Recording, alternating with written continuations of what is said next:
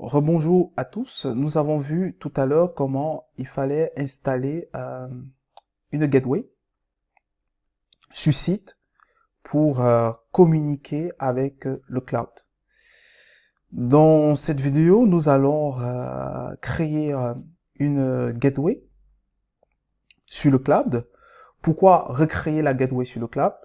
Malheureusement, c'est ce que Microsoft exige. Ça veut dire que pour toute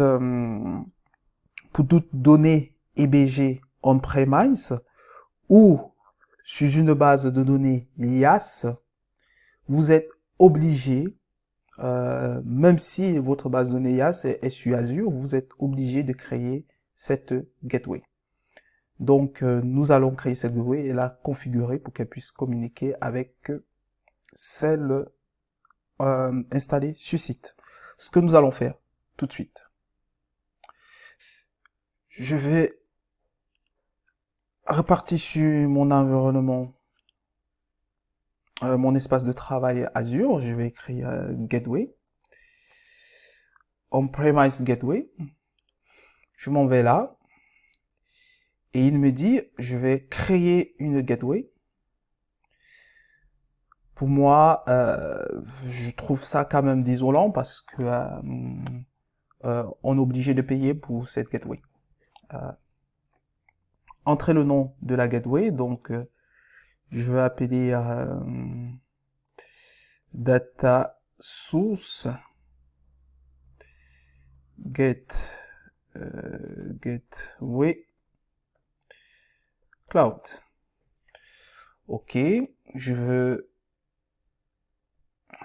la ressource, je vais mettre, vu que c'est une gateway, je mets dans un conteneur data source que j'ai créé au préalable. Je vais le laisser dans quelle zone géographique?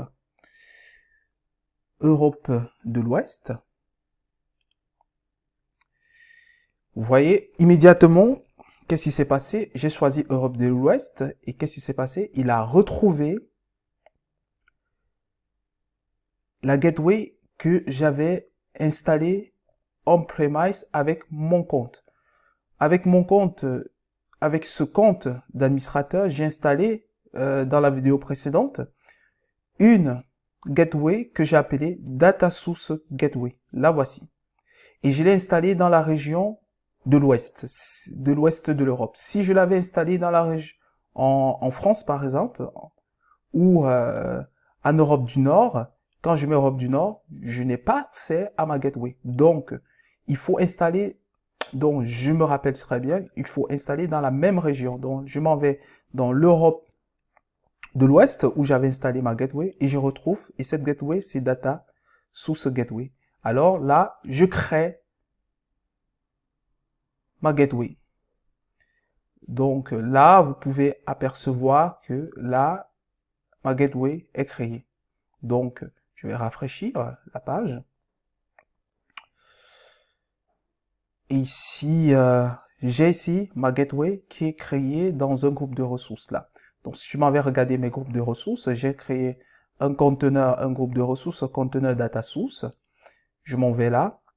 Et là, j'ai ma gateway qui est parfaitement installée. Donc, là, nous venons de terminer la configuration de la gateway. Nous allons maintenant créer notre instance Analysis Services. Merci et à la prochaine vidéo.